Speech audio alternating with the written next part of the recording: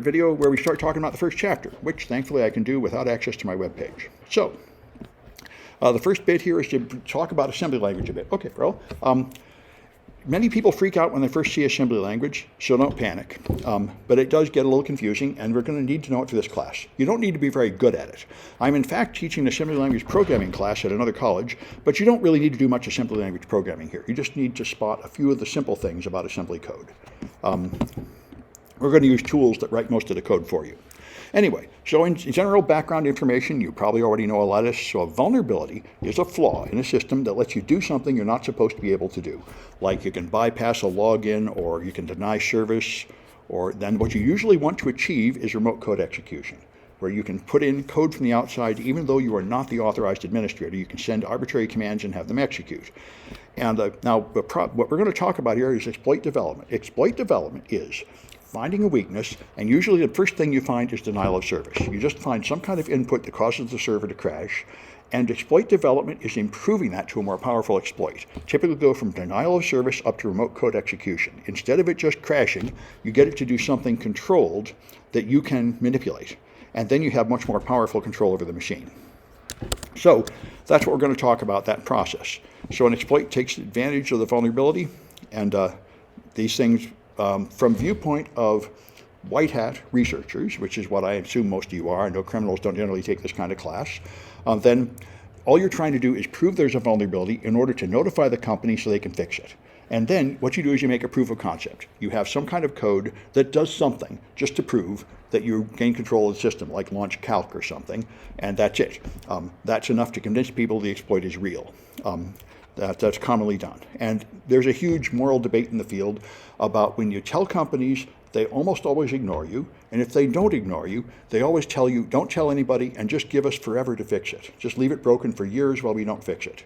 And so researchers usually get frustrated and they just dump it publicly after a while, which is, then people argue that you shouldn't have done that, that was unethical. And there's a big argument about it. And another thing is publishing your proof of concept. It is true that before you publish a proof of concept, people generally don't believe it's real. But when you do, usually within a couple of days, criminals start using that to exploit it. Because your proof of concept means you've done 90% of the work, and they can easily modify it into a real attack that does some real harm. So anyway, I've always followed the general rule in the industry, just out of politeness, to keep a good reputation, is to give everybody a month or two after I tell them before they become homework, and I just publish what I find. But I don't find really important, powerful things. Anyway, so 0 day is an exploit that has not been publicly disclosed, so it is not commonly known, so people have no chance of patching their system. There is no update. They don't even have enough information about it to add it to an antivirus definition or a firewall, so that's the most dangerous kind of attack, the most difficult to find, and the most powerful. And some companies, some attackers have a lot of these, like the nation of China. The nation of China has a lot of 0 days. Most exploit groups don't.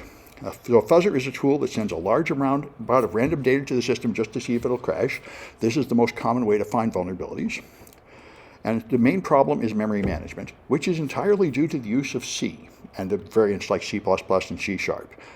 C is designed in a way, C is a very old language, and it was designed when the computers were much slower and the programmers were expected to be much more skilled. And C is very close to assembly language. It is very close to the hardware, and that means it is not really easy for humans to understand. In particular, the thing that C's call a string is really not a string at all. It's actually a byte array. And that turns out to be a very different object, but most programmers don't know that, and they treat it like it was a string in, say, Python or Java. And when you do that, you create disastrous flaws in your code. So the main thing you get is memory corruption, where you end up storing data in the wrong location in memory, or reading data from the wrong location in memory, which can give you control of the machine, and we're going to do that in many hands-on projects. That's why there's a move underway right now to move the kernel of Windows and Linux away from C over to Rust. Rust being the most modern language, which is memory safe and is almost as fast as C. Some people claim it's really as fast, but it's a relatively new language and not all the bugs are out of it yet. But they are rewriting the kernel of Windows and Linux, the most crucial parts in Rust. There's an old core of C programmers that said, you guys are just being weak. If you were a really hardcore C programmer and you knew what you're doing, you could write secure C, and that's what we should just demand. And that's a philosophy people have had for 30 years. So far, it has not worked. You can yell at people all you want, but the problem is real programmers cannot remember all the mistakes they have to avoid in C. The language is just full of pitfalls, and it does seem much more productive to just give them a language that isn't full of so many booby traps, and they're less likely to make those mistakes. That's what Rust is. But anyway, the argument's going on, and right now almost all the code we run is in fact written in C, and it has the same flaws over and over, which we're going to learn to exploit. And the fundamental problem with computers is that there's no intrinsic difference between data and instructions. This is actually perhaps a design defect of computers right from the beginning. We have 8 bits in a byte, and that byte could store a letter or part of a sound file or part of an executable file or a movie or anything, and there's no difference between the bytes constructing one kind of file and the bytes for another kind of file. There are people that want to suggest fixing that. You had instead 12 bits per byte, then each byte could have a label saying what the purpose of this byte is. Like, is this an instruction or is it data? That's a possibility, but we haven't done that. And that's what we're going to exploit. So we're going to take some place where you put data in, like you log in with a name and password, and we're going to trick the computer into interpreting your name instead of a text as executable code and executing that code. That's how buffer overflow works, exploits work. That's essentially how they all work. You trick the computer into misunderstanding what you put in and ultimately treating it as either addresses to be used to find instructions or instructions themselves to execute when it was really supposed to be just data to use. So, when you run your program, each program, when you launch it from the operating system allocates a region of memory to it. And all the instructions have to run in that area of memory. Each program has its own separate block of RAM, so it doesn't overlap with the others. And it can have a lot of segments, but the 3 it almost always has, there's text, data, and BSS. Text, there's a fundamental rule which works really well for understanding all old computer terms, in particular all Microsoft computer terms. Everything is named the opposite of what it is. So the text section contains no readable text. It contains unreadable program instructions. The data section contains initialized variables, and the BSS is the stack section. Anyway, so the stack is the most important place we'll spend most of our time. This is the simplest kind of attack, is a stack buffer overflow, and we're going to do that primarily. That is the most important thing in the class, is to learn to understand stack buffer overflows. Everything else is a small improvement and variation on this. So the stack is designed to handle the structure of modular code, where you write a main routine, and then it calls a subroutine, and that calls another subroutine, and a subroutine, so it's like a dream within a dream. I was on step 10 of the main routine, then I go into like the calculate my variables routine, then I'm on step 8 of that, then I call print, I'm on step 5 of print, then print calls some other sub function, so I have many layers of coming back. I was at this step on this routine, and that step in that routine, and that step in this routine, and have to remember all these return pointers to pick up where I left off. And each time it returns, it tries to remember where it left off, and that's when it's most vulnerable. If I can confuse it about what address to return to, I can cause it to execute code that is different than what the developer intended for it to execute. And that's how stack buffer overflows work. And we'll do them in great detail. The heap is similar to the stack. The only difference between the stack and the heap is instead of the stack frame being created automatically by the operating system when you call a routine, a heap is memory that is reserved while the program is running by the developer.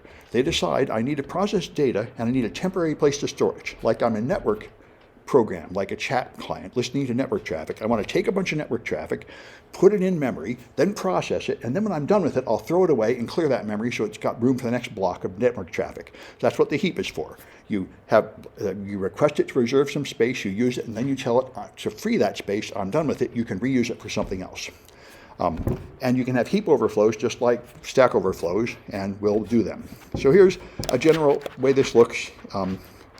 You have text segment, you have data segment, you have up here you have a stack growing down and a heap growing up, and there's various other steps. One other thing to mention is kernel mode. We'll talk about this more and even more in the, if you take 126, the malware analysis course. There we go very deeply into the internals of Windows, and we'll be doing kernel debugging there. The kernel is the small heart of the operating system that must be in RAM all the time the machine is running.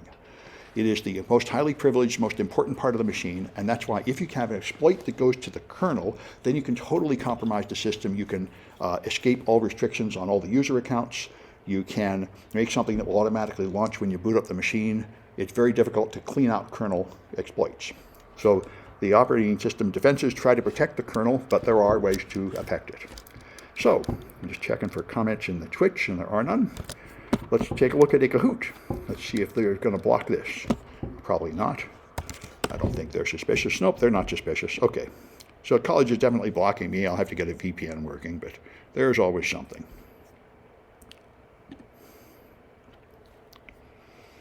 I do have a few VPN servers running. I have to go dig up my logins for them and see which ones punch through the firewall this semester. They change it a lot. All right. All right. Ah, good. There we go. All right, and let me check the stream and see if I've got my face in the way or anything. That tends to happen. Yeah, might be in the way. Good. All right, let's see. So my Kahoot is here. All right, I'll start this. And that should probably do. There, you need that number. So if you haven't done this before, go to kahoot.it and put in that number. And you can play this game. It's worth extra credit if you score in the top 3 in any of these games, worth 3 points.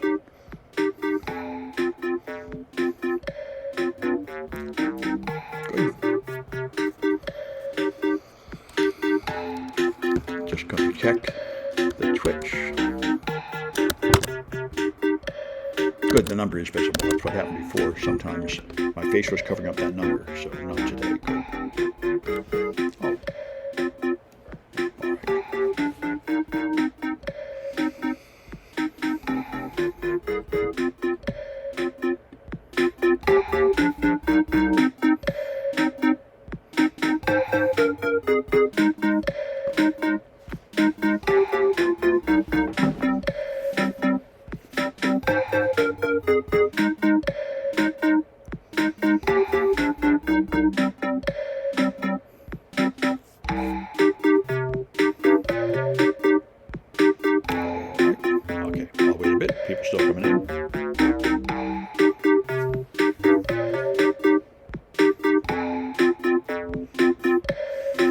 That's a little pondering, not me. Seems like that couldn't possibly be true. I think there's famous logical conundrums like that. Like if you say I'm always lying, then you reach a similar contradictory state.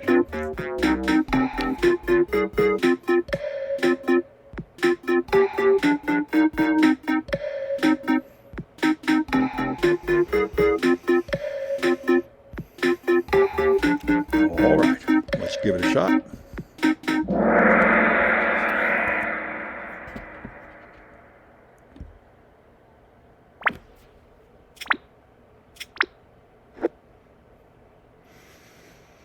All right, so what's an attack with no known defense?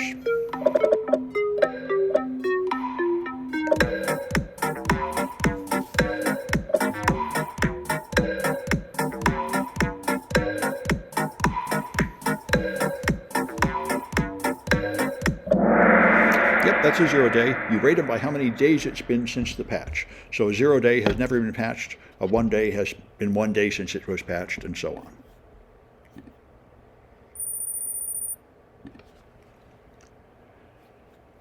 All right, what term describes the process of sending random data to a target?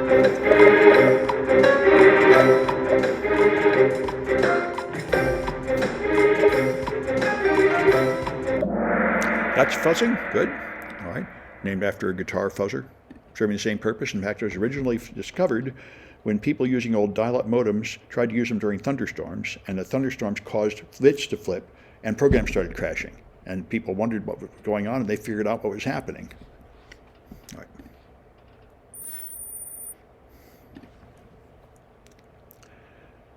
All right. What section of memory is last in, first out?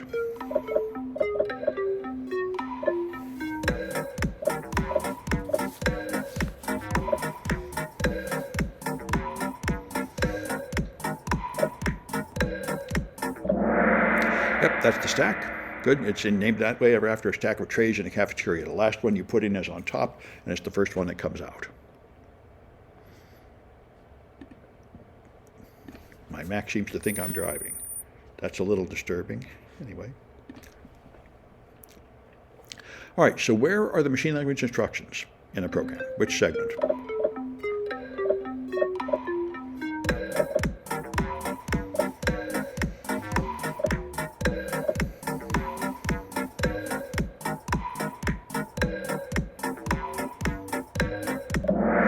the text section. All right. All right, and what part of it is read-only?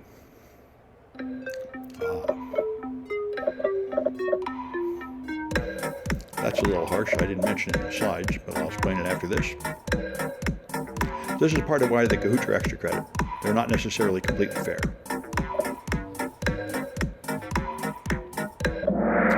Okay, the stack, the text section is read-only. This is actually a big problem. When I first started programming back in the 70s, I wrote a lot of machine language code because the computers were incredibly slow and you couldn't get anything done otherwise. And I wrote self-modifying code because the instruction set was incredibly small and it often didn't have the instruction I needed. Like I needed to add something to a number in a certain location and the instruction didn't work. So I put an add to an immediate location and I would calculate and change the address in the code to point there. It wasn't until years later that people told me, that's insane, you can't do that. I say, why not? It works. They say, that's like a virus. If you write code that way, nobody can even debug it. You can't even print it out. You can't even read it. What are you, nuts? And I said, well, I don't know, just trying to get the job done. And anyway, that's the text section is now read-only. No modern computer will let you do that. Will let you write self-modifying code because it's completely insane. But, you know, I used to do it all the time. Anyway, the text section is now considered read-only by most modern operating systems. Let me record the winners. All right.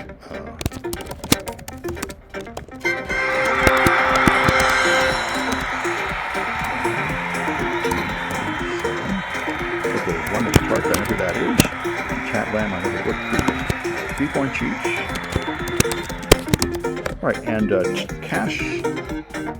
If my grader can figure out who you are from that, you'll get your points. If not, you might want to tell me your real name. If that's a reasonable abbreviation of your real name, she'll probably figure it out, but nothing to be aware of. Let's just put this in documents and call it Kahoots. All right, fair enough. So, let's carry on here. All right, so let me make sure these things are being recorded. Yeah, they are. Good. Okay. All right. So assembly. I mentioned assembly a few times. Now the actual machine runs binary machine code, just bits that it flips. That's the hardwired into the processor, and that's all it can ever run. So the most common thing is 32-bit Intel processors, although these days 64-bit Intel processors are getting pretty common. It's getting to be, I think, machines that are less than like 8 years old are probably all 64-bit now. However, if you're running Windows, you can run 32-bit code on a 64-bit operating system because Microsoft is all about backwards compatibility for business needs. So 32-bit malware will run fine on a 64-bit modern system, so most malware was generally written for 32-bit code, although now an increasing number is just 64-bit code because a lot of the targets are. However, old stuff like 32-bit processors will never go away because of the Internet of Things. Your smart thermostat, your smart doorbell, stuff in your car, there's a bunch of that stuff is running simpler, older things to save power and to fit on cheaper hardware. So the old stuff doesn't go away. These things are pretty much gone away, Sparks, PowerPC, and all that jazz. Anyway, Windows runs on x86 or x64. All right. So the actual machine code is just binary stuff, which is almost impossible for a human to read, so they made a language just to express it called assembler, which is the slightly human-readable version of machine code. So it looks like this, move ECX 0x42. The mnemonic is there, the three-letter typically command that gives you a clue what it's doing. And here we're going to move into the C register the immediate value 42. Which is hexadecimal. That's what the 0x means. So it's 4 times 16 plus 2, not 4 times 10 plus 2. And notice it's kind of backwards. You don't move the C into 42, you move the 42 into ECX. And there are 2 different versions of Intel, assembler, Intel format and another one, and they have different order of arguments. So what I usually do is I find an immediate constant, because you can't move into 42. You can move into a register. So when you see an immediate constant, that must be the source, not the destination, and then you know which one you're dealing with. Anyway, move ECX is this code in hexadecimal, B9. That's a byte. That byte stands for move ECX. 42 is this, 420000, because Intel is little endian, just to give you a gig headache. Now, if you were to write down a number, the way a normal human would write down a number, you would put the 1s on the right, and then the 16s, then the 256s, and so on this way. Now, you might decide to do it completely backwards, and that might make some sense, but this is neither of those things. The first byte has the lowest bit on the right and the highest bit on the left of the 8 bits, and then the next byte is the next 8 bits. So if you were to number these bits in the actual logical order, this is bits 1 through 8, this is bits 16 through 32, this is bits 32 through 48, and this is 49 through 64. It's really strange, but that's the way Intel processors work. They call that little endian. The bytes have a logical order of the bits, but the bytes are in reverse order. That's the way it is. So in binary, this is B9420000. That is the 5-byte code which the processor actually processes, and to make it easier for humans, you write this. So it's a little bit easier to tell what it's doing. So that big endian would be a lot more sense. This would be a number written the normal way, but Intel processors are little endian, so they are like this, and we're going to get used to that. And what it means is you're going to spend a whole lot of time taking 4-byte sequences and flipping them into reverse order to get anything to work. All right, IP addresses, however, are sent in the correct order. So 127.0.0.1 is 7F001. It's stored in RAM in little endian order, but sent over the network in forward endian order because the network does not know about this reverse nonsense. That's internal processor. The processor wants it in reverse order, but the network has to see it in the correct order. All right. So immediate operands are fixed values like this. Then you have registers. Originally, when I started this game with an 8-bit processor running at half of 1 megahertz, there was only one register called A, and that was because it was developed from mechanical adding machines like cash registers that just had an accumulator. You'd type in a number and hit the big button and type in another number. It would just add all the numbers to make the total. That was why it was called the accumulator, and that was A. But then later versions, then they had an A and a B register and so on. And after they quit being 8 bits, they went to 16 bits and then 32 bits. So this is extended A extended. It's twice extended from 8 to 16 and then to 32. And there's B and C and so on. So these are registers. Those are little storage, memory storage locations on the processor that are really fast. There's not very many of them, but you use them for very temporary storage. Then if you go out into RAM, then you put brackets around it. So bracket around EAX means look up the value, the 32-bit value stored in EAX, and go to that address in RAM. All right, so here's the registers. You got EAX, BXCD, and then you have EBP and ESP and ESI and EIP. For these, the most important ones for us are EBP and ESP. Those are really important, the bottom and top of the stack. And the instruction pointer is super important. The instruction pointer tells it which instruction to execute next. If we can get control of the instruction pointer, we can take over the machine.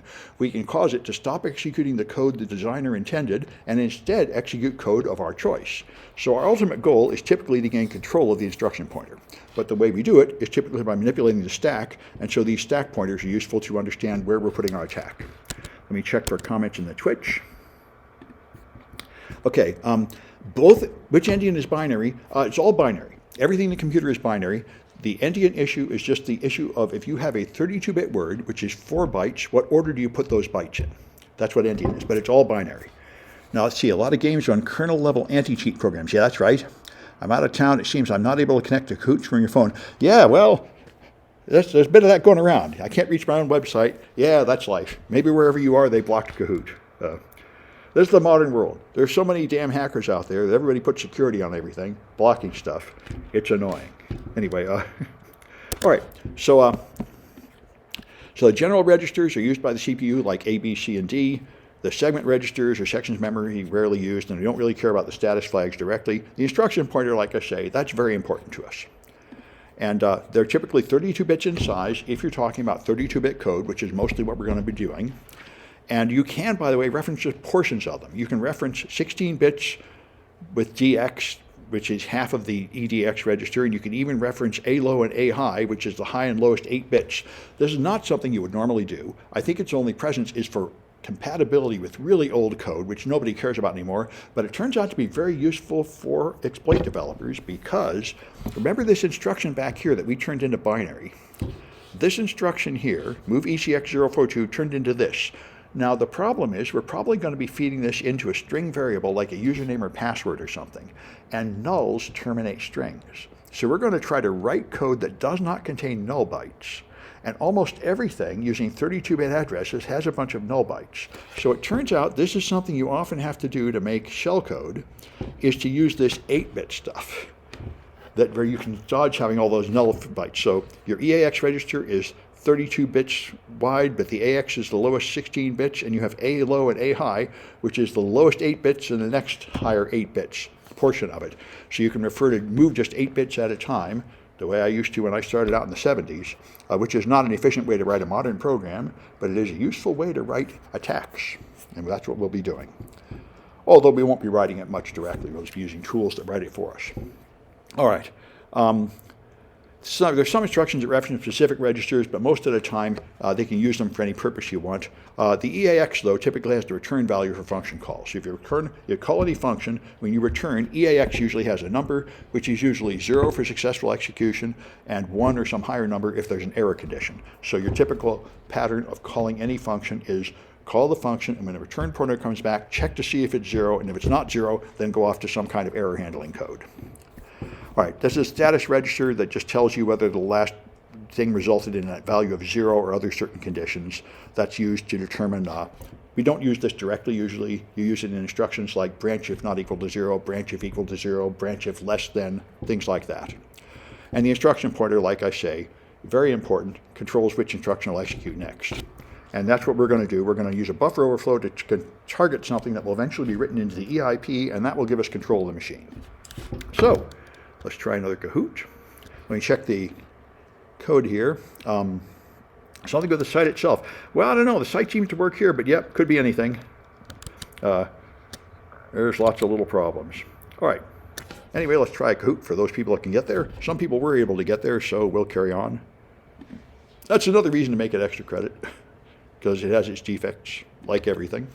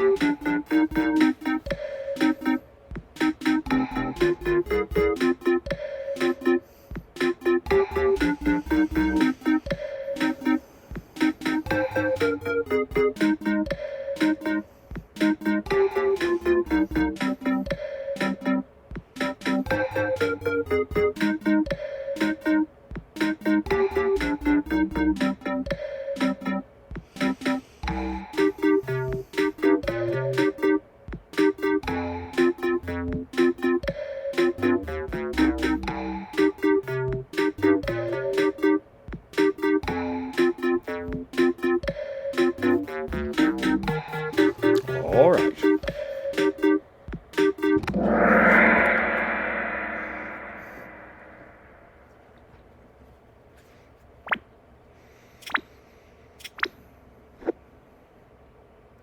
All right, so what assembly is most malware written in?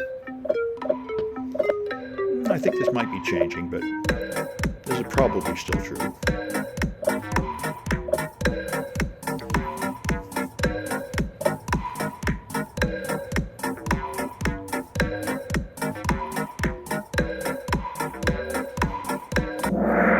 It's mostly x86. By the way, we're all moving to ARM. I'm running on ARM right now, and we are going to do ARM exploits in this class. ARM is the wave of the future. But right now, most machines are Windows, and they're 64-bit Intel code. All right.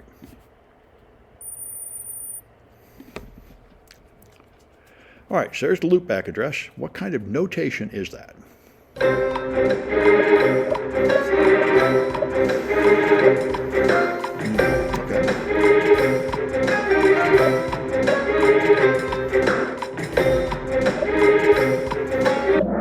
That's big endian. The first number is on the left instead of being on the right.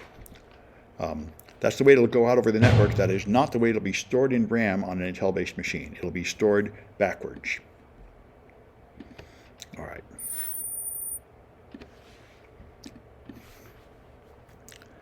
All right, so move and an XOR, what are they?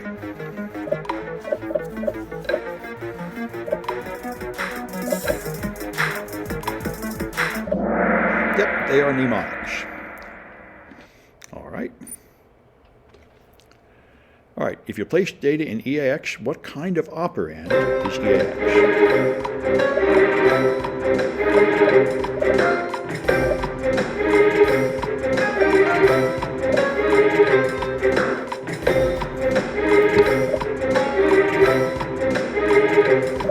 All right, that's a register. Good.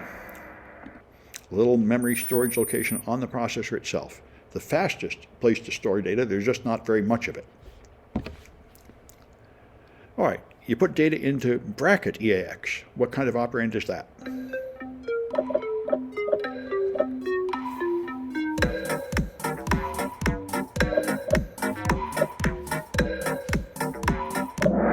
That's main memory that you usually have, gigabytes of these days. All right.